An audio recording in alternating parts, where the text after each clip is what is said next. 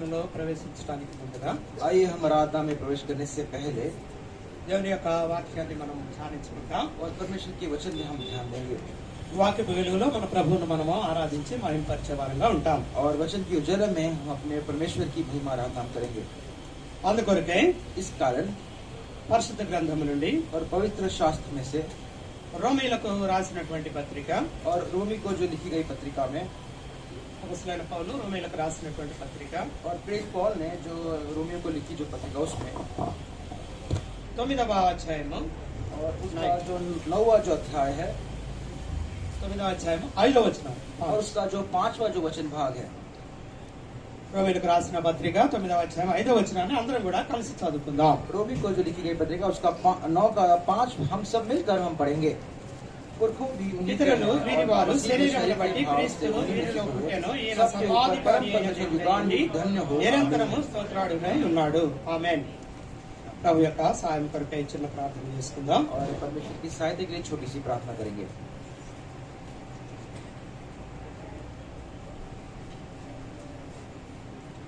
కృపగల దేవా, దయగల తండ్రి, పరిశుద్ధుడా, మహిమ పొందారని నమ్ముతూ ఉన్నాం తండ్రి. गीतों के द्वारा आपने महिमा पाई है, ये हम विश्वास करते हैं पिता. ఈ సమయంలో నీ వాక్య ఛానల్లోనికి మేము ప్రవేశిస్తూ ఉండగా इस समय आपके वचन को ध्यान देने में हम प्रवेश कर रहे हैं నిన్ను ఆరాధించి మహింపరిచేందుకై और आपकी आराधना महिमा करने के लिए మీరిచ్చిన ఈ లేఖన భాగాలను బట్టి మీకే స్తుతులు చెల్లిస్తూ और ఉన్నాం. आपने जो वचन भाग दिया है आप ही को स्तुति धन्यवाद हम करते हैं. నీ లేఖనాలను మేము ధ్యానించేటప్పుడు और जब वचन पे जब हम ध्यान देते हैं ఈ కృపను మాకు దయచేయవలసిందిగా వేడుకుంటున్నాం. आपकी अनुग्रह आप हम पर दया से दीजिए, ये विनती करते నీ हैं. దాసుని ప్రేమతో జ్ఞాపకం చేసుకోండి. आपके दास को बड़े प्रेम से आप स्मरण करें. ఈ గాయపడ్డ హస్తంతో తాకండి. आपके घायल किए हुए हाथों से आप छुएगा. ఈ పరిశుద్ధాత్మ శక్తితో నింపండి. पवित्र आत्मा की शक्ति से आप भर दें. మా మాటలు మా తలంపులు కాక हमारे विचार हमारे बोल में ही, నీ మాటలు నీ తలంపులను ప్రకటించడానికి సహాయం చేయండి. आपके विचार आपके ही बोल बोलने में आप हमारी सहायता करें. వాక్యమును విని హృదయంలో భద్రపరుచుకుని और वचन को सुनते अपने हृदय में इसे स्थिर करते हुए వాక్యపు వెలుగులో నిన్ను ఆరాధించి మహింపరచడానికి సహాయం और చేయండి. वचन के उजाले में आपकी आराधना करने पर आप हमारी सहायता मदद करें. వచ్చిన ప్రతి ఒక్కరిని బట్టి కూడా నీకే స్తుతులు చెల్లిస్తూ आइए सभी प्रिय जन के लिए आपको स्तुति धन्यवाद हम करते हैं. మా ప్రభువును రక్షకుడైన యేసుక్రీస్తు నామములో ప్రార్థించి వేడుకొంచున్నాం తండ్రి. हमारे प्रभु उद्धारकर्ता प्रभु यीशु मसीह के नाम में ये प्रार्थना करते सुनिए और ग्रहण करिए. ఆమేన్.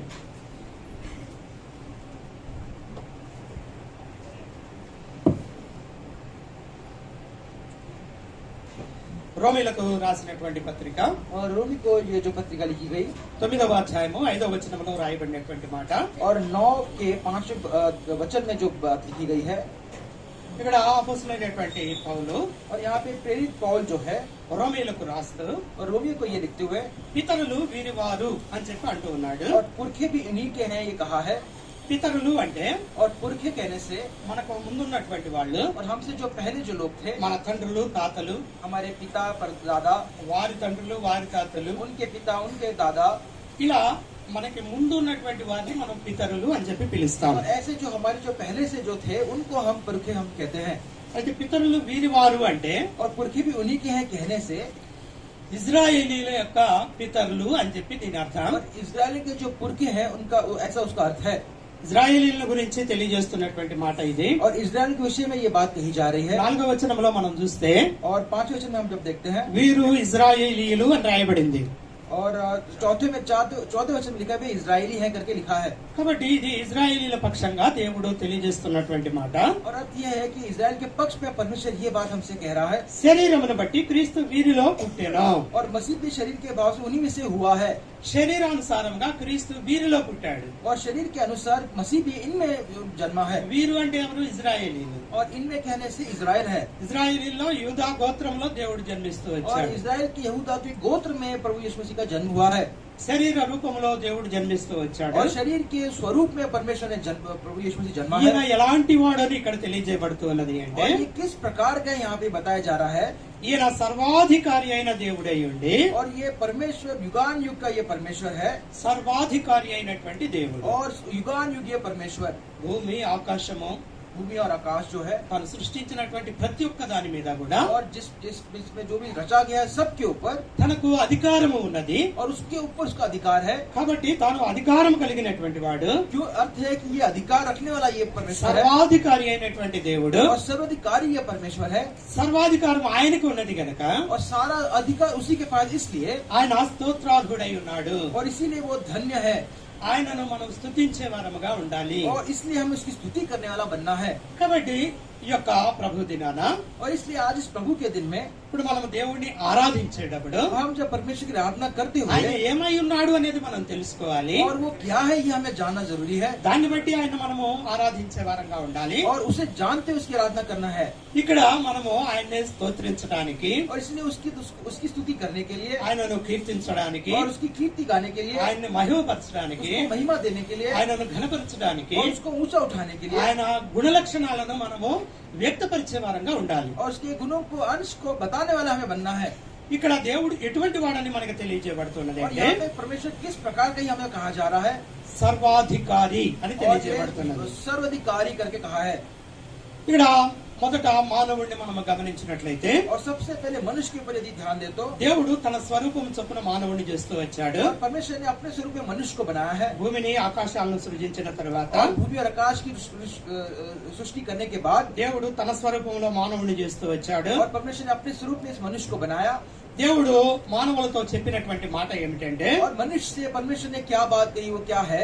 26వ వచనాన్ని మనం చూసినట్లయితే ఆదికాండం 1వ అధ్యాయము और उत्पत्ति का पहला अध्याय और 36 उसका 36 वचन भाग हम देखेंगे तो 26వ వచనాన్ని మనం చూసినట్లయితే, 36 वचन को हम यदि देखें, దేవుడు మన స్వరూపమందు మన పోలిక చొప్పున నరులను చేయదుము, వారు సముద్రపు చేపలను, ఆకాశ పక్షులను, పశువులను, సమస్త భూమి మీద ప్రాకు ప్రతి జంతువును ఏలుదురుగా కని పలికెను.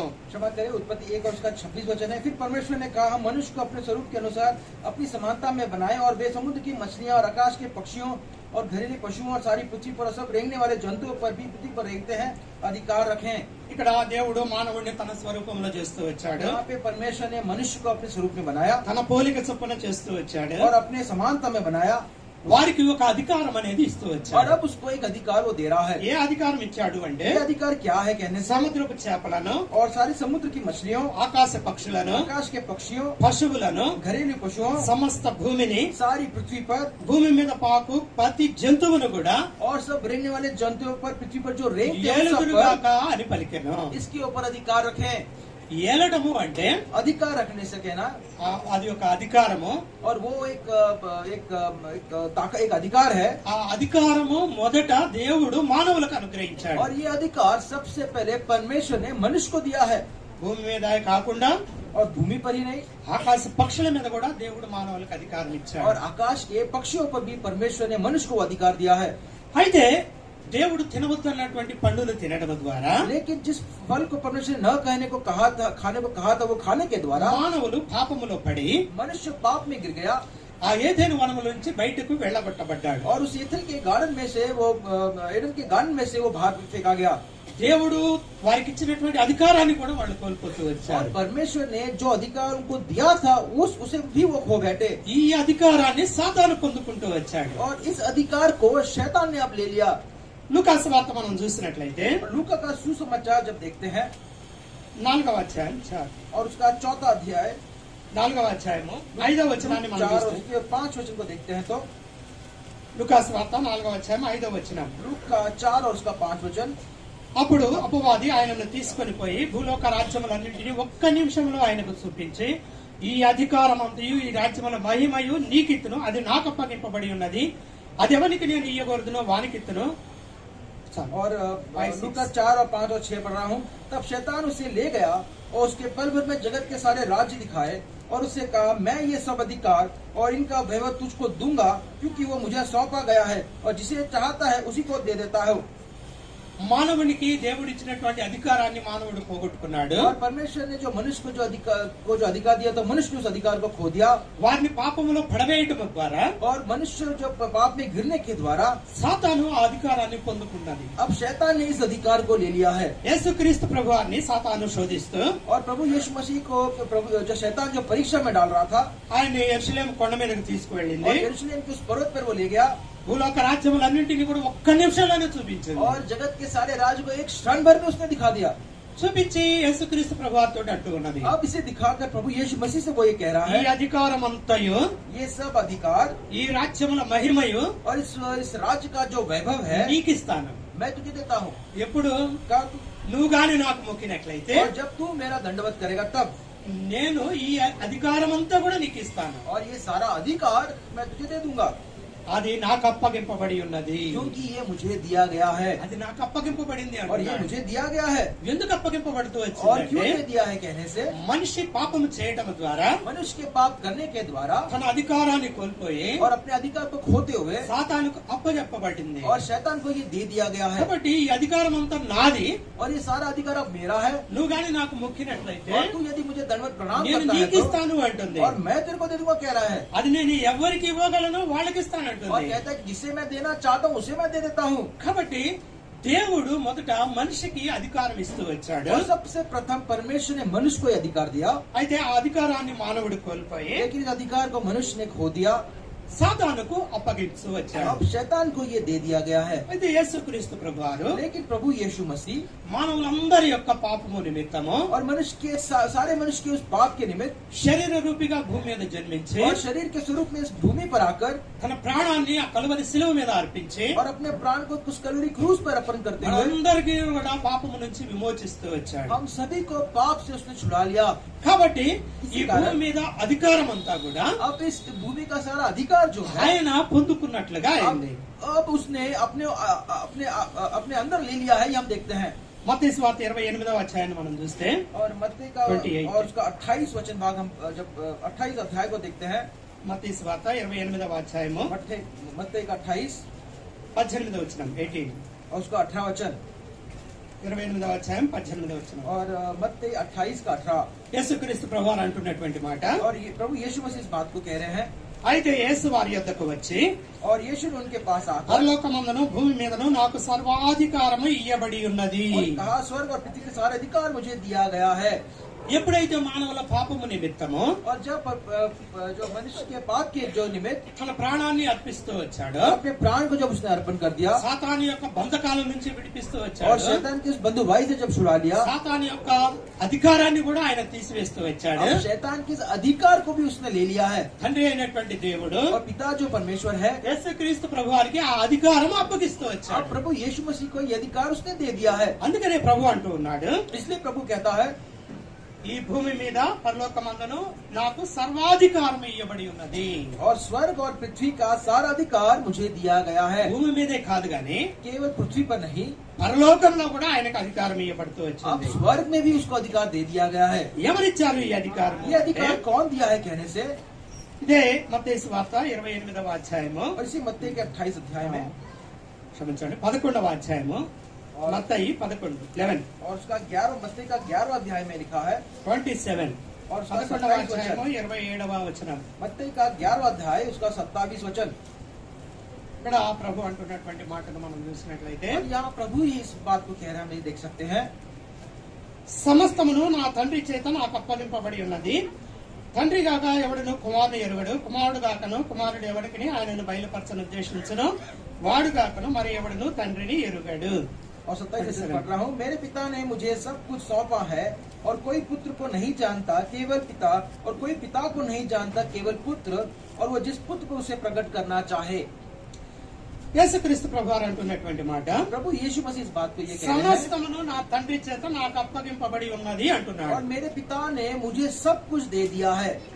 సమస్తము కూడా తండ్రి కుమారునికి అప్పగిస్తూ వచ్చాడు. और सब कुछ पिता ने पुत्र को सौंप दिया है। సమస్తము మీద అధికారాన్ని అప్పగిస్తూ और వచ్చాడు. सबों के ऊपर अधिकार उसने सौंप दिया है। కాబట్టి ఆయన సర్వాధికారి అయినటువంటి దేవుడు. इसीलिए सर्वाधिकारी ये परमेश्वर है। కొన్ని వచనాలను మనం గమనించినట్లయితే, और कुछ वचनों पर अगर हम ध्यान देते हैं, వేటి మీద దేవుడు కుమారునికి అధికారం అనుగ్రహిస్తూ వచ్చాడు, और ఏ విషయాల మీద, और कुछ कुछ विषयों पे पिता ने पुत्र को अधिकार दिया है। వాటిని మనము కొన్ని విషయాలను చూసుకుని और ऐसे कुछ अंशों को देखते हुए ఆ వాక్యపు వెలుగులో మన ప్రభువును మనం ఆరాధించే వారంగా ఉంటాం. और इस वचन के उजाले में हम ऐसे वचनों से प्रभु की आराधना करेंगे। యోహాను సువార్త और यूहन्ना का सुसमाचार 17వ అధ్యాయము 17 और उसका 17वां वचन भाग యోహాను సువార్త 17వ అధ్యాయము యోహన్నా का 17 अध्याय ఆ, మొదటి 2 వచనాలను మనం చూసినట్లయితే और उसके पहले 2 वचन को हम ध्यान देते तो యేసు ఈ మాటలు చెప్పి ఆకాశం వైపు కన్నులెత్తి ఇట్లనెను, తండ్రి నా గడియ వచ్చి ఉన్నది, నీ కుమారుడు నిన్ను మహిమపరచినట్లు నీ కుమారుని మహిమపరచుము. నీవు నీ కుమారునికి ఇచ్చిన వారందరికీ ఆయన నిత్యజీవం అనుగ్రహించినట్లు సర్వ శరీరుల మీదను ఆయనకు అధికారం ఇచ్చితివి. और यूहन्ना 17 पहले 2 वचन पढ़ रहा हूँ. यीशु ने ये बातें कही और अपनी आंखें आकाश की ओर उठाकर कहा, हे पिता, वो घड़ी आ पहुंची है, अपने पुत्र की महिमा कर कि पुत्र भी तेरी महिमा करे, क्योंकि तूने उनको सब प्राणियों पर अधिकार दिया कि जिन्हें तू उनको उसको दिया है वो सबको अनंत जीवन दे. సర్వ శరీరుల మీద దేవుడు యేసుక్రీస్తు ప్రభువారికి అధికారం అనుగ్రహిస్తూ వచ్చాడు. और पिता परमेश्वर ने प्रभु यीशु मसीह को सब प्राणियों के ऊपर ये अधिकार दिया है. ఈ అధికారం ఎందుకు అనుగ్రహించాడు అంటే और ये अधिकार क्यों अनुग्रह से दिया? అందరూ కూడా నిత్య జీవం అనేది పొందాలి అని. ताकि सभी जो लोग हैं वो उस अनंत जीवन को वो पाए. మొదట్లోనే ఆదాము ద్వారా నిత్య జీవాన్ని మనం కోల్పోతూ వచ్చాం. और शुरुआत में आदम के द्वारा इस अनंत जीवन को हमने खो दिया. ఆ జీవ వృక్ష ఫలాన్ని ఆదాము తిన్నట్లయితే మనము నిత్యము కూడా జీవించేటువంటి వారమే. और यदि उस जीवन के फल को यदि आदम खा ले तो निश्चय हम भी सदा के लिए जीवंत रहने वाले बन जाते हैं. మంచి చెడ్డల తెలివినిచ్చు వృక్ష ఫలాన్ని తినడం ద్వారా लेकिन अच्छे और बुरा का जो फल का उसको खाने के द्वारा మరణాన్ని మనం పొందుకున్నాం. मृत्यु को हमने पा लिया. కాబట్టి మనం కోల్పోయినటువంటి నిత్య జీవాన్ని और जिस अनंत जीवन को हमने जो खो दिया था మనకి తిరిగి ఇవ్వడానికి हमको वापस देने के लिए యేసుక్రీస్తు ప్రభువారికి प्रभु यीशु मसीह जो है దేవుడు అధికారం అనుగ్రహిస్తూ వచ్చాడు. और इसको प्रभु यीशु मसीह को अधिकार दिया है. సర్వ శరీరుల మీద అధికారం అనుగ్రహిస్తూ सारे వచ్చాడు. प्राणियों के ऊपर ये अधिकार दिया है. కాబట్టి దేవుడు తనకిచ్చినటువంటి అధికారంతో और इसलिए परमेश्वर ने जो अधिकार उसे दिया है మనకి నిత్య జీవాన్ని అనుగ్రహిస్తూ ఉన్నాడు. अब हमको अनंत जीवन वो दे रहा है. మరొక మాటను మనం చూసినట్లయితే और एक बात को देख सकते हैं. మత్తయి సువార్త 8వ అధ్యాయము और मत्ते का 8 अध्याय మత్తయి సువార్త 8వ అధ్యాయము और मत्ते का 8 अध्याय 26, 27 26 और 27 वचन 26, 27 వచనాల్లో మనం చూసినట్లయితే मत्ते के 8 26 और 27 में देख सकते हैं. అందుకు ఆయన అల్ప విశ్వాసులారా ఎందుకు భయపడుతున్నారని వారితో చెప్పి లేచి గాలిని సముద్రమును గద్దింపగా మిక్కిలి నిమ్మళమాయను.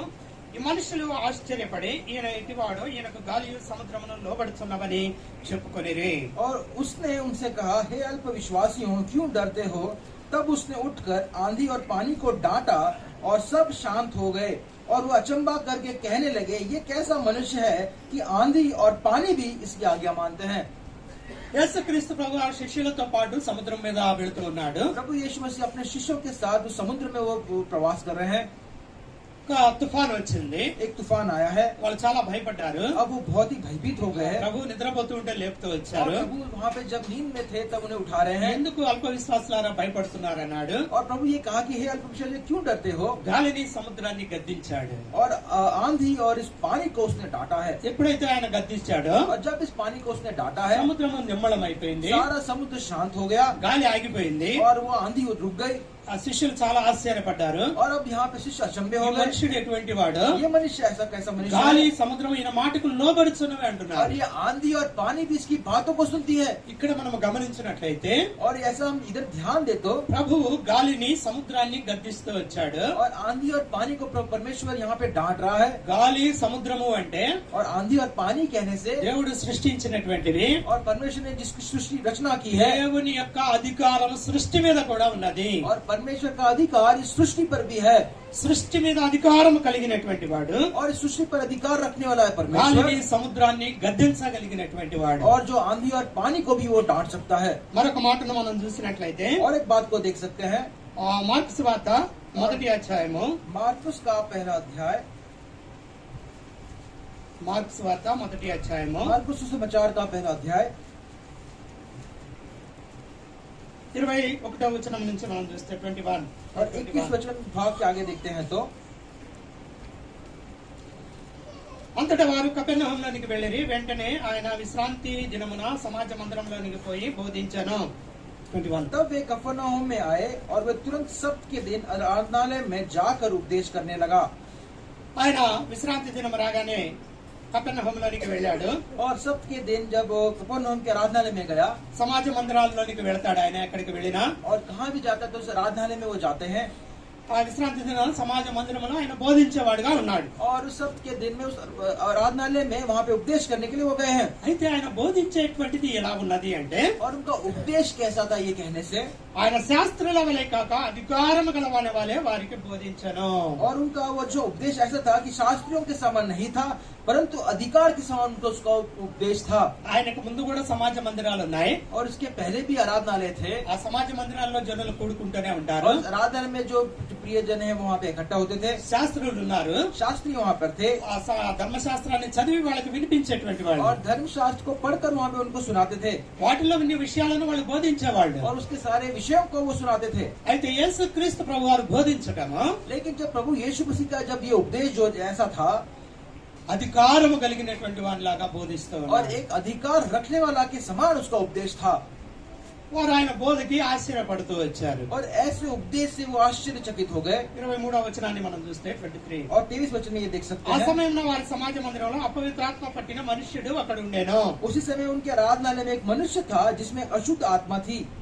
ఎప్పుడైతే ప్రభు సమాజ మందిరాల్లో బోధిస్తూ ఉన్నాడు, और जब परमेश्वर उपदेश आराधनालय में जब कर रहे थे, ఆ సమాజ మందిరంలోనే అపవిత్రాత్మ పట్టినటువంటి వాడు అక్కడ और ఉన్నాడు. वहाँ पे एक मनुष्य था जो बुरी आत्मा के द्वारा वो पकड़वाया गया था।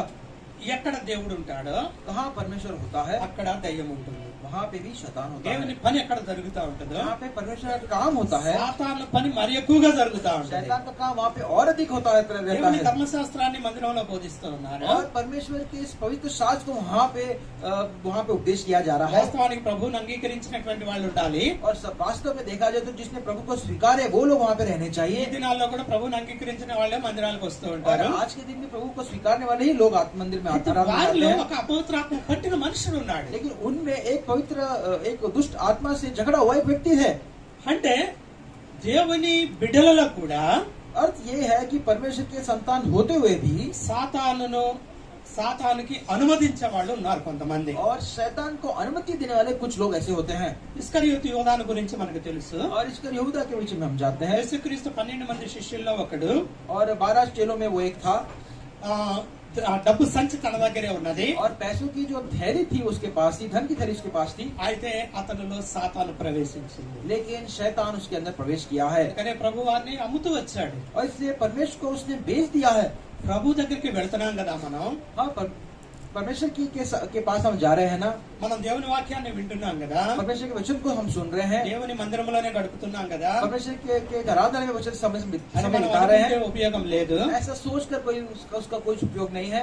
ఏ నిమిషంలోనైనా సరే कोई भी मिनट में हो सकता है, మన బలహీనతలను బట్టి हमारी बलहीनता के कारण సాతాను మనలో ప్రవేశించే అవకాశం ఉంటుంది. शैतान हमें प्रवेश करने का उसका वो अवसर उसे मिल सकता కాబట్టి है। మన విశ్వాసంలో మనం స్థిరముగా ఉండాలి. इसलिए अपने विश्वास में हमें बड़ा स्थिर रहना है। ఇక తర్వాత జరిగినటువంటి విషయాన్ని మనం और చూసినట్లయితే यहाँ पे जो घटना घटी है उसे आगे हम देखेंगे। 24వ వచనాన్ని మనం చూసినట్లయితే और उसके 24 वचन को देख सकते हैं। వాడు నజరేయుడగు యేసు మాతో నీకేమి, మమ్ము నశింపజేయ వచ్చితివా, నీవెవడవో నాకు తెలియను, నీవు దేవుని పరిశుద్ధుడవని కేకలు వేసెను. और 24 वचन, उसने चिल्लाकर कहा, हे यीशु नाजरी, हमें तुझसे क्या काम, क्या तू हमें नष्ट करने आया है? मैं तुझे जानता हूँ, तू कौन है, परमेश्वर का पवित्र जन। అయితే ఇక్కడ మనం గమనించాల్సిన ఒక మాట ఏంటంటే, और यहाँ पे ध्यान देने वाली बात వాడు क्या बात ఏమంటున్నాడు है? అంటే, वो क्या यहाँ पे लिखा है? నజరేయుడగు యేసు हे यीशु नाजरी, మాతో నీకేమి అంటున్నాడు. हमें तुझसे क्या काम, మాతో నీకేమి అంటున్నాడు, और हमें तुझसे क्या काम, నాతో నీకేమనలా, और मेरा तुझसे क्या काम नहीं कहा, మాతో అంటున్నాడు. हम करके शब्द इस्तेमाल कर रहा బహుశా है। ఒకటి కంటే ఎక్కువే ఉండొచ్చు. अर्थ ये है कि एक से ज्यादा वहाँ पर थे, కాబట్టి అవి దేవునితోటి చెబుతున్న మాట. और परमेश्वर से ये बात को वो कह रहा है, మాతో నీకేం పని, हमें तुझसे क्या काम, మమ్మల్ని నశింపజేయ వచ్చావా అని చెప్పి क्या అంటున్నాయి. तू हमें नष्ट करने आया, ये कह रहा है। నువ్వెవరో మాకు తెలుసు, तू कौन है हम जानते हैं, నువ్వు దేవుని పరిశుద్ధుడని तू परमेश्वर का पवित्र जन है। అని అవి కేకలు వేస్తూ ఉన్నాయి. और ऐसे चिल्ला रहे थे, అపవిత్రాత్మలు కేకలు వేస్తా ఉన్నాయి. और अपवित्र आत्माएं जो है वो चिल्ला रही हैं, దేవుని పరిశుద్ధుడని కేకలు వేస్తూ ఉన్నాయి. और तू पवित्र भय करके वो चिल्ला रही हैं। దేవుని ఎరిగినటువంటి మనము, परमेश्वर को जानने वाले हम लोग, ఆయన పరిశుద్ధుడని మనం ఎంతగా గుర్తిస్తూ ఉన్నాం, वो पवित्र है, इस विषय में कितना हम उसे अनुभव कर रहे हैं, ఎంత గ్రహింపు మనకున్నది. कितना ग्रहण हम उसे कर रहे हैं। సాతానులు అపవిత్రాత్మలు గుర్తించాయి. और शैतान के पवित्र आत्मा ने ये बात को समझा है నువ్వు దేవుని పరిశుద్ధుడవు అంటున్నాయి. और वो कह रहे हैं कि तू पवित्र जन है। అందుకు యేసు ఏమంటున్నాడు అంటే इसलिए यीशु उनसे क्या कह रहा है 25-26 కలిసి ఉన్నాయి. 25-26 मिलकर है। అందుకు యేసు ఊరుకుండము వానిని విడిచిపోమని దాన్ని గద్దింపగా అపవిత్రాత్మ వానిని విలవిలలాడించి పెద్ద కేక వేసి వాడిని విడిచిపోయాను. అందరిలో విస్మయం ఉంది. यीशु ने उसे डांट कर कहा चुप रहे और उसमें से निकल जा। तब अशुद्ध आत्मा उसको मरोड़ कर और बड़े शब्द से चिल्लाकर उसमें से निकल गई। దేవుడు ఏమంటున్నాడంటే మీరు మాట్లాడకండి. प्रभु उसे कह रहा है कि तुम चुप रहो। ఎవరినైతే మీరు పట్టారో అతన్ని విడిచిపోమని చెప్పి ఆజ్ఞాపించాడు. और जिसको भी तुमने पकड़ा है उसे छोड़ दो, ऐसी परमेश्वर आज्ञा दे रहा है। ఎప్పుడైతే దేవుడు ఆ రీతిగా గద్దిస్తూ వచ్చాడు, इस प्रकार जब परमेश्वर ने उस अपवित्र आत्मा को डांटा, అపవిత్రాత్మ వాడిని విలవిలలాడించి విడిచి వెళ్ళిపోయింది. और वो अपवित्र अशुद्ध आत्मा जो है उसे मरोड़ कर वहाँ से बड़े शब्द चिल्लाकर निकल गई है। చాలా విస్మయం ఉందారు. और वहीं सब यहाँ पे बड़े अचंभित हो गए हैं। వారంతా అంటున్నారు, वो अब ये कह रहे हैं 27 ఇదేమిటో ఇది కొత్త బోధగా ఉన్నదే, ఈయన అధికారముతో అపవిత్రాత్మలను ఆజ్ఞాపింపగా అవి ఆయనకు లోబడుచున్నవని ఒకరితో ఒకడు చెప్పుకొనిరి. और वो ये कह रहे हैं कि ये क्या बात है, ये तो कोई नया उपदेश है। वे अधिकार के साथ अशुद्ध आत्मा को भी आज्ञा देता है और वो उसकी आज्ञा मानती है।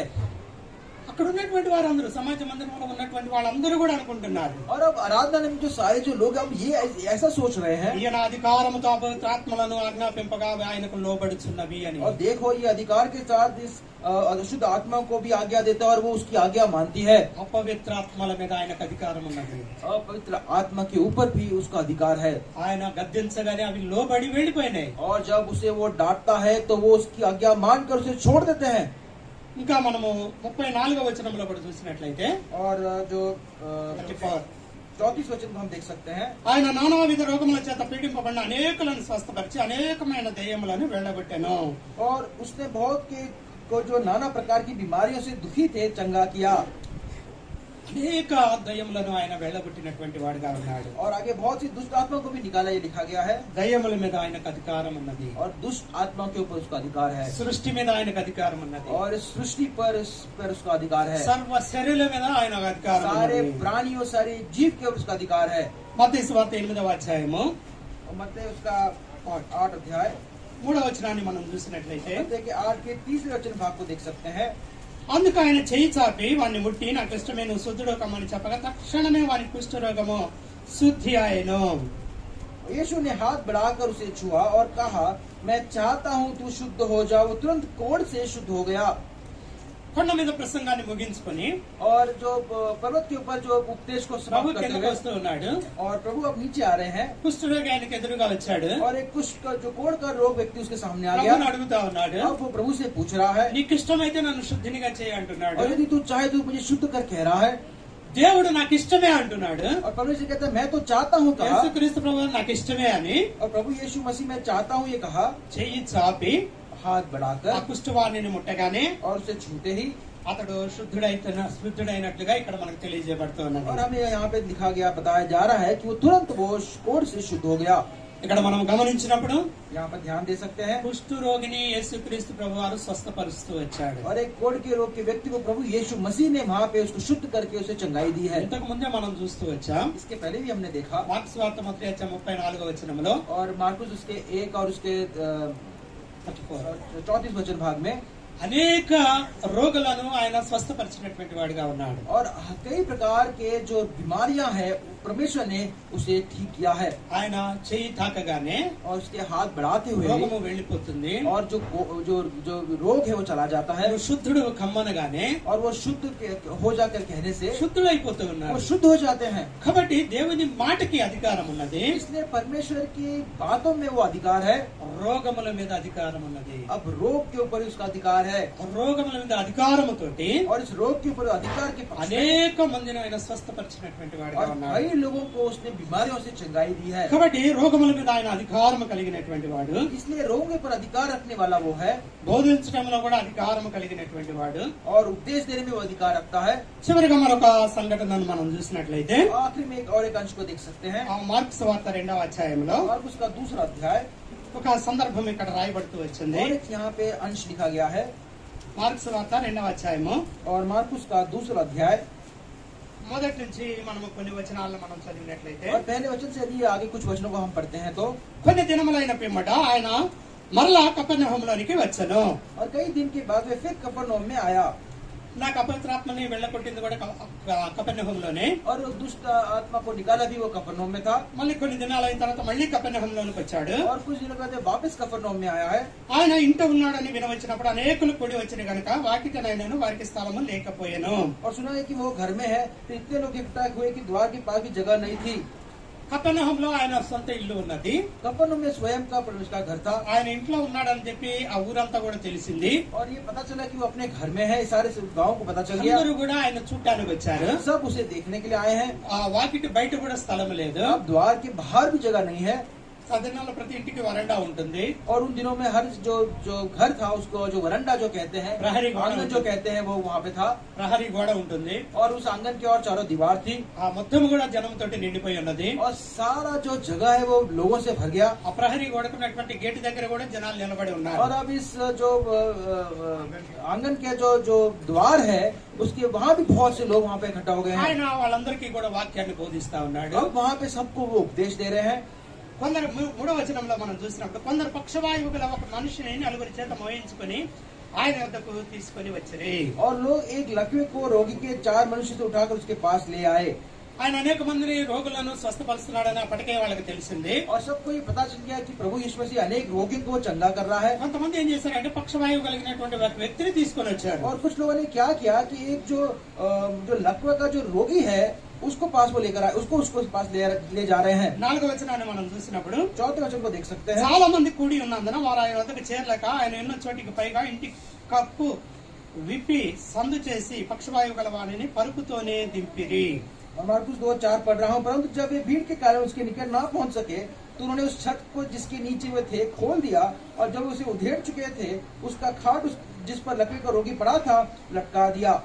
వాళ్ళ ఇంటి దగ్గరకు వచ్చారు. उसके घर के सामने आ गए। ఇంట్లోకి వెళ్ళడానికి చూస్తే పోవడానికి అవకాశం లేదు. घर के अंदर जाने का उनको कोई मौका नहीं मिला। అందరూ కూడా జనాలతో నిండిపోయి ఉన్నది. क्योंकि सारा जो आंगन है, घर है, वो लोगों से भरा हुआ है। అయితే వాళ్ళ విశ్వాసం చాలా గొప్పది. लेकिन उनका विश्वास बहुत ही बड़ा है। ఎలాగైనా సరే ప్రభు చేత ఈ పక్షవాయువు గల వారిని స్వస్థపరచాలని और किसी भी प्रकार इस जो लकवे के रोगी को प्रभु यीशु मसीह से हमें चंगाई लेनी है। వాళ్ళు ఏం చేస్తూ వచ్చారు అంటే अब उन्होंने क्या किया है, ఆ మంచంతో సహా ఆ పక్షవాయువు గల రోగిని ఇంటి మీదకి ఎత్తారు. और उस मनुष्य को जो उस जो चारपाई में जो था उसे लेकर उसे उठाया गया है। ఇంటి మీదకి తీసుకెళ్లిన తర్వాత और उसको उठाकर ఎక్కడైతే ప్రభు ఉన్నాడో जहाँ पे प्रभु यीशु था, ఇంట్లో ప్రభు ఉన్నాడు, उस घर में प्रभु यीशु मसीह ఆ था। పైన ఉన్నటువంటి ఆ కప్పుని విప్పేశారు. और उसकी जो छत थी उसको छत को उन्होंने निकाल लिया है।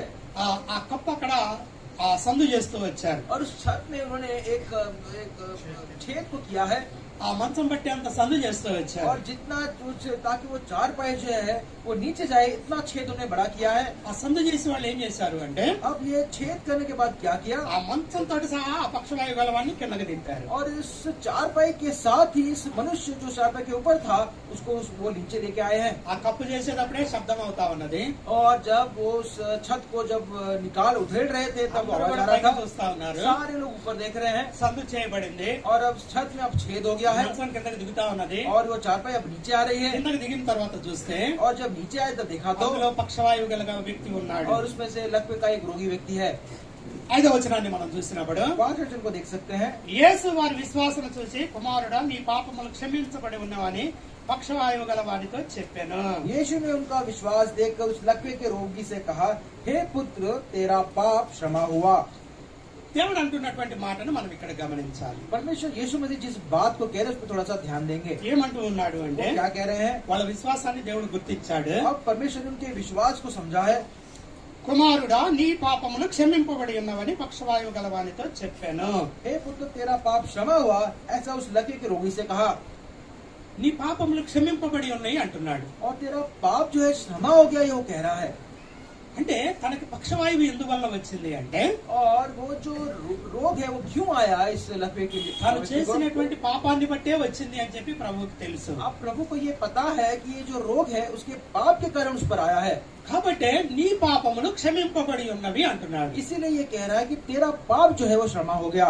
అక్కడ ఉన్నటువంటి కొంతమందికి ఆ మాట నచ్చలేదు. अब वहाँ पे कुछ व्यक्ति जो थे उनको ये बात जो है उन्हें वो पसंद नहीं आई। ఈయనేంటి ఇలా అంటున్నాడు, ये कौन है जो ऐसा कहता है పాపాలు క్షమించబడి ఉన్నాయి అంటున్నాడు. और कहता है कि इसके पाप क्षमा हो गए। పాపాలు క్షమించే అధికారం దేవునికే కదా ఉండేది. और पाप को क्षमा करने का अधिकार तो केवल परमेश्वर का है ना। వీళ్ళలో వీళ్ళు ఈ విధంగా అనుకుంటూ इस ఉన్నారు. प्रकार ऐसे आपस में वो बात कर रहे थे। దేవుడు మనుషుల అంతరంగాన్ని ఎరిగినటువంటి దేవుడు. और परमेश्वर सारे मनो के विचारों को जानने वाला वो परमेश्वर है। వాళ్ళు అనుకుంటున్నటువంటిదంతా కూడా గ్రహించాడు. और सारी जो बात वो अपने मन में विचार कर रहे थे उनको सब वो समझा है, उसने उसका ग्रहण किया है। 10వ వచనాన్ని మనం చూసినట్లయితే 10वें वचन में कह रहा है, అయితే పాపములు క్షమించుటకు భూమి మీద మనిషి కుమారునికి అధికారం కలదని మీరు తెలుసుకొనవలెనని వారితో చెప్పి, परंतु जिसे तुम जान लो कि मनुष्य के पुत्र को पृथ्वी पर पाप क्षमा करने का भी अधिकार है। వాళ్ళకి తెలియజేస్తా ఉన్నాడు. अब उन्हें वो कह रहा है, ఎవరైతే ఆ రీతిగా మనసులో అనుకుంటూ ఉన్నారో और जो कोई इस प्रकार ही ऐसा विचार को वो ऐसा सोच रहे हैं, వారందరితోటి దేవుడు చెబుతూ अब ఉన్నటువంటి उन మాట, सबों से परमेश्वर ये बात कह रहा है, పాపములు క్షమించుటకు మనిషి కుమారునికి అధికారం కలదని మీరు తెలుసుకోవాలి. और तुम जान लो कि मनुष्य के पुत्र को पृथ्वी पर पाप क्षमा करने का भी अधिकार है। యేసుక్రీస్తు ప్రభువారికి प्रभु यीशु मसीह को పాపాలను క్షమించే అధికారం కూడా ఉన్నది. पाप को क्षमा करने का अधिकार भी है। ఇంతకు ముందు మనం చూస్తూ వచ్చాం, इससे पहले हमने ये देखा సర్వ है, శరీరం మీద ఆయనకు అధికారం ఉన్నది, सारे प्राणियों के ऊपर उसका अधिकार है, సృష్టి మీద ఆయనకు అధికారం ఉన్నది, सारे सृष्टि पर उसका अधिकार है, దయ్యముల మీద అధికారం ఉన్నది, दुष्ट आत्माओं के ऊपर उसका अधिकार है, బోధించేటువంటి అధికారం ఉన్నది, उपदेश करने का अधिकार है, రోగాలను బాగు చేసేటువంటి అధికారం ఉన్నది. और रोग को चंगाई देने वाला अधिकार है। ఇక్కడ మనం చూసినట్లయితే अब यहाँ पर हम क्या देखते हैं, పాపాలను క్షమించే అధికారం కూడా దేవునికి ఉన్నది. पाप को क्षमा करने का अधिकार भी उसके पास है। రాజుల మొదటి గ్రంథాన్ని మనం చూసినట్లయితే, और राजा का पहला जो अध्याय को हम देखते हैं तो రాజులు మొదటి గ్రంథము पहला राजा 8వ అధ్యాయము, और 8 अध्याय రాజులు మొదటి గ్రంథము 8వ అధ్యాయం 36వ వచనం 36. 8 का 36 वचन। రాజులు మొదటి గ్రంథము 8వ అధ్యాయము 36వ వచనాన్ని మనం చూసినట్లయితే, और पहला राजा के 8 का 36 वचन हम जब पढ़ते हैं, సమయాలు దేవుని మందిరం ముందు చేస్తున్నటువంటి ప్రార్థనలో अब सामूएल जो है परमेश्वर के सिर्फ आराधना में जो प्रार्थना कर रहा है वो है, చూడండి ఇక్కడ అంటున్నటువంటి మాట, నీవు ఆకాశమందు విని, और अपने दासों క్షమించండి, సొలొమోను అంటున్నటువంటి మాట ఇది, क्षमा करे, सोलोमन इस प्रार्थना को कह रहा है, నీవు ఆకాశమందు విని నీ దాసులైన ఇశ్రాయేలీయులకు నీ జనులు చేసిన పాపములను క్షమించి వారు నడవలసిన సన్మార్గమును వారికి చూపించి నీ జనులకు నేను స్వాస్థ్యముగా ఇచ్చిన భూమి మీద వర్షము కురిపింపుము. और अपने दास अपनी प्रजा इस्राएल के पाप को क्षमा करना, तू जो उनका वो भला मार्ग दिखाता है जिस पर उन्हें चलना चाहिए, इसलिए अपने इस देश पर जो तूने अपनी प्रजा के भाग कर दिया है पानी बरसा देना। దేవుడు ఎటువంటి వాడు అనేది ఇక్కడ తెలియజేస్తూ ఉన్నాడు. परमेश्वर कैसा है इस यहाँ पे बताया जा रहा है। నువ్వు మా ప్రార్థనలో ఆకాశంలో ఉండి వింటావు, हमारी प्रार्थना का तू आकाश में रहते हुए सुनता है, నీ దాసులైనటువంటి ఇశ్రాయేలీలు, और तेरी जो दास जो इजरायली प्रजा है, నీ జనులైనటువంటి ఇశ్రాయేలీలు जो तेरी जो प्रजा वो इजराइल है, ఏదైనా పాపం చేసినట్లయితే यदि कोई वो पाप उन्होंने किया है तो వారిని క్షమించేవాడవు, तू क्षमा करने वाला है, క్షమించి వారు నడవలసిన సన్మార్గమును వారికి చూపించేవాడవు, और उनको क्षमा, उनके पाप को क्षमा करते हुए उनको भला मार्ग तू दिखाने वाला है, వారి యొక్క దుర్మార్గతను విడిచి और उनकी सारे जो दुष्ट आदतों को छोड़कर వారు ఏ మార్గం నడవాలో చూపించేటువంటి దేవుడవు. और कौन से भले मार्ग में चलना है वो दिखाने वाला परमेश्वर కాబట్టి है। ఇక్కడ మనం గమనించినట్లయితే यहाँ पे ध्यान देंगे तो నీ జనులను క్షమించేవాడవు, तू अपनी प्रजा को क्षमा करने वाला है, ఆ పాపాల నుంచి వారిని క్షమించేవాడవు. तू अपने लोगों को उनके पाप से क्षमा करता కాబట్టి है। ఎందుకు పాపాల నుంచి క్షమిస్తాడు అంటే, और क्यों पाप के विषय में वो क्षमा करता है, పాపాలను క్షమించే అధికారం ఆయనకున్నది. क्योंकि पाप को क्षमा करने का अधिकार उसके पास है। ఈ దినాల్లో మనల్ని చూసినట్లయితే आज के दिनों में यदि हम अपने आप को देखते हैं तो మనము కూడా మనం చేస్తున్నటువంటి పాపాలను బట్టి అపరాధాలను బట్టి మనము చచ్చిపోయినటువంటి స్థితే. हम भी अपने दिशा को देखते हैं तो अपने पाप के कारण, अपने अधर्म के कारण मृत्यु की दशा में हम लोग हैं। యోహాను రాసినటువంటి మొదటి పత్రికను మనం చూస్తే, और यूहन्ना को लिखी गई पत्रिका में हम देख सकते हैं, మొదటి పత్రిక మొదటి అధ్యాయము और पहला यूहन्ना का पहला अध्याय 9వ వచనం, और उसका 9वां वचन, 9వ వచనంలో మనం చూస్తే, और पहला यूहन्ना के पहले अध्याय के 9वें वचन को देख सकते हैं। మనము మన పాపములను మనం ఒప్పుకునే ఎడల ఆయన నమ్మదగిన వాడు నీతిమంతుడు గనుక ఆయన మన పాపములను క్షమించి సమస్త దుర్నీతి నుండి మనలను పవిత్రులుగా చేయును. यदि हम अपने पापों को मान ले तो वो हमारे पापों को क्षमा करने और हमें सब अधर्म से शुद्ध करने में विश्वास योग्य और धर्मी है। చూడండి ఇక్కడ రాయబడినటువంటి మాట, ये बात अब यहाँ पर ऐसे लिखा మనం लिखा కానీ गया మన है, పాపాలను ఒప్పుకున్నట్లయితే यदि हम अपने पापों को मान ले ఆయన నమ్మదగిన వాడు, क्योंकि और वो विश्वास योग्य है, నీతిమంతుడు కాబట్టి वो धर्मी है, इसलिए మన పాపాలను ఆయన క్షమించేవాడు. हमारे पापों को क्षमा करने वाला है। ఎందుకు క్షమిస్తాడు అంటే क्यों क्षमा करता है? कहने से, పాపాలను క్షమించే అధికారము ఆయనకున్నది. क्योंकि उसके पास पापों को क्षमा करने का अधिकार है। ఎప్పుడు ఆయన క్షమిస్తాడు అంటే और कब वो हमें क्षमा करता है? యెషయా గ్రంథము 55వ అధ్యాయము यशायाह की पुस्तक उसका 55, और उसका 55 अध्याय, యెషయా గ్రంథము 55వ అధ్యాయము यशायाह का 55 अध्याय 7వ వచనం, और उसका 7वां वचन 55:7. और 55 का 7 वचन। భక్తిహీనులు తమ మార్గమును విడిపాలను, దుష్టులు తమ తమ ఆ తలంపులను మానవలను. వారు యెహోవా వైపు తిరిగిన ఎడల ఆయన వారి యందు జాలిపడును. వారు మన దేవుని వైపు తిరిగిన ఎడల ఆయన బహుగా క్షమించును. दुष्ट अपनी चाल चलन और अनर्थकारी अपने सोच विचार छोड़कर यहोवा ही की ओर फिरे, वो उस पर दया करेगा। वो हमारे परमेश्वर की ओर फिरे और वो पूरी रीति से उसको क्षमा करेगा। కాబట్టి ఎప్పుడైతే మానవులు తమ యొక్క దుష్ట మార్గాలను విడిచిపెడతారో, जब मनुष्य जो है अपने दुष्ट जो चाल चलन को जब छोड़ देते हैं తమ హృదయంలోని చెడు తలంపులను విడిచిపెడతారో, और अपने हृदय के सारे जो बुरे विचार विचार को जब छोड़ देते हैं దేవుని వైపు తిరుగుతారో, और जब यहोवा की ओर वो जब फिरते हैं, వారి మీద దేవుడు జాలి పడతాడు, उन पर परमेश्वर दया करता है వాళ్ళను బహుగా క్షమిస్తాడు. और उनको पूर्ण रीति से क्षमा करता है। యేసుక్రీస్తు ప్రభువాన్ని సిలువ వేసినప్పుడు प्रभु यीशु मसीह को जब क्रूस पे चढ़ाया जा रहा ఆ था సైనికులు ఆయన్ని అపహసిస్తూ ఉన్నప్పుడు और जब सैनिक उसको जब उन्होंने दुख दे रहे थे, వాళ్ళందరినీ కూడా దేవుడు క్షమించాడు. उन सभी को परमेश्वर ने क्षमा किया है తండ్రి వీరేం చేయించున్నారో మీరు ఎరుగరు అన్నాడు. और कहता कि हे पिता, ये क्या कर रहे हैं, ये नहीं जानते। కాబట్టి క్షమించేటువంటి గుణము దేవునికి ఉన్నది. और क्षमा करने का सद्गुण परमेश्वर के पास है। కీర్తన గ్రంథము 86వ కీర్తన और भजन संहिता उसका 86, और उसका 86 కీర్తన 86 5వ వచనం. और उसका 5वां वचन। ప్రభువా నీవు దయాళుడవు, క్షమించుటకు సిద్ధమైన మనస్సు గలవాడవు. और भजन संहिता उसका 86 का 5वां वचन पढ़ रहा हूँ। क्योंकि हे प्रभु, तू भला और क्षमा करने वाला है और जितने तुझे पुकारते हैं उन सबों के लिए तू अति करुणामय है। క్షమించడానికి సిద్ధమైన మనస్సు కలిగినటువంటి और వాడు. क्षमा करने का सिद्ध मन परमेश्वर का है। మన పాపాలను, हमारे पाप को, మన అపరాధాలను हमारे अपराध को, ఆయన దయాళుడు కనుక, क्योंकि वो दयालु है ఆయన इसलिए, క్షమించగలిగినటువంటి వాడు और కనుక क्योंकि वो क्षमा करने वाला है इसलिए, ప్రజలైనటువంటి మనల్ని और हम जो उसकी जो प्रजा है, క్షమించేటువంటి వాడుగా ఉన్నాడు. हमें क्षमा करने वाला वो घर बना మన है। పాపాలను ఆయన క్షమించేవాడుగా ఉన్నాడు. हमारे पाप को क्षमा करने वाला वो बना है। కాబట్టి ఒక మాటను మనం చూసినట్లయితే इसमें एक बात को देख सकते हैं। మీకా గ్రంథము, और मीका को जो लिखी गई पुस्तक, मीका ने जो पुस्तक लिखी, మీకా గ్రంథము मीका का पुस्तक 7వ అధ్యాయము और उसका 7 मीका का 7 अध्याय, మీకా 7 मीका उसका 7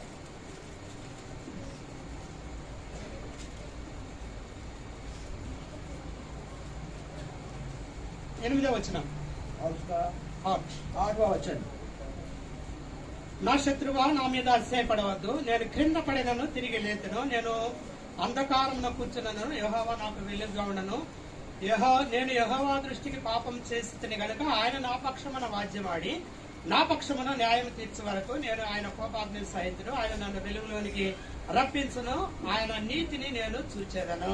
और मीका का जो है 7 अध्याय 8 और 9 वचन पढ़ रहा हूँ। हे मेरी बैरिन, मुझ पर आनंद मत कर, क्योंकि जो ही मैं गिरूंगा त्यों ही उठूंगा, और जो ही मैं अंधकार में पड़ूंगा त्यों ही यहोवा मेरे लिए ज्योति का काम देगा।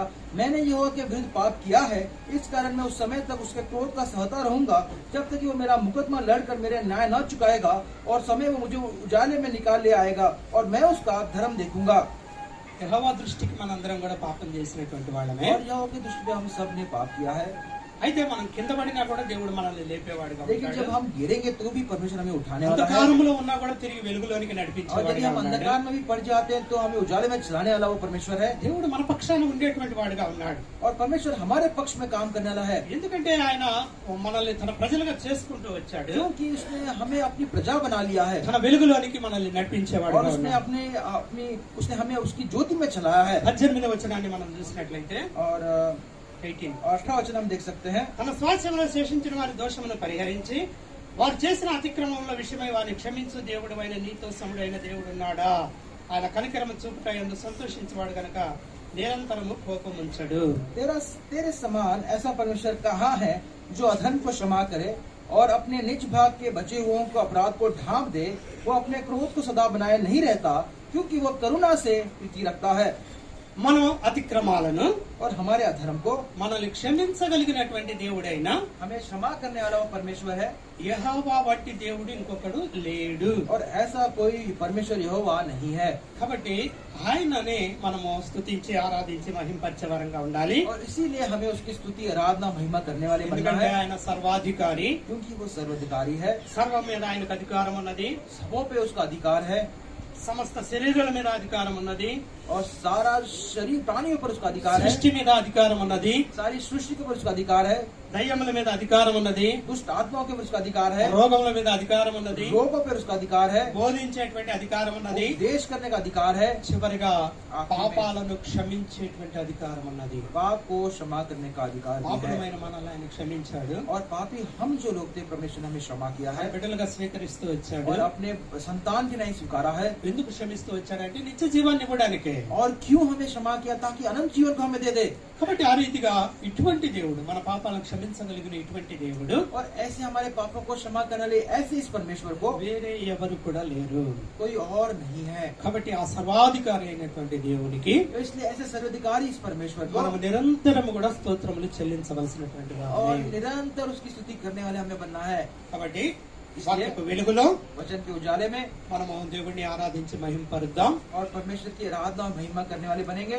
దేవుడు తనకిచ్చినటువంటి అధికారాన్ని और परमेश्वर ने जो अधिकार उसे दिया है, యేసుక్రీస్తు ప్రభువారు ఈ రీతిగా తెలియజేస్తూ వచ్చాడు కనుక और प्रभु यीशु मसीह इस प्रकार हमें बता रहा है, इसके कारण ఆయన అధికారాన్ని బట్టి और उसके सारे अधिकारों के लिए పాపములో ఉన్నటువంటి మనల్ని पाप हम जो लोग थे క్షమించి क्षमा करते हुए, తన బిడ్డలుగా చేసుకుని अपना संतान बनाते हुए తన విలువైనటువంటి రక్తాన్ని కార్చి और अपने बहुमूल्य लहू को बहाते हुए మనకి రక్షణను అనుగ్రహించి हमें उद्धार देते हुए తన సంఘంలో చేర్చి और अपनी कलीसिया में लाते हुए తన బిడ్డలుగా స్వీకరించి और अपने संतान की नई प्रजा की नई स्वीकारते हुए ఎంతో నిత్య జీవాన్ని మనకు అనుగ్రహిస్తూ వచ్చిన और इतना अनंत जीवन जो अनुग्रह से हमें दिया యేసుక్రీస్తు ప్రభువారిని प्रभु यीशु मसीह को, ఈ సమయంలో మనము కొద్ది సమయం ఆరాధించే వారంగా ఉంటాం. और कुछ समय इस पर प्रभु यीशु मसीह को हम आराधना करेंगे।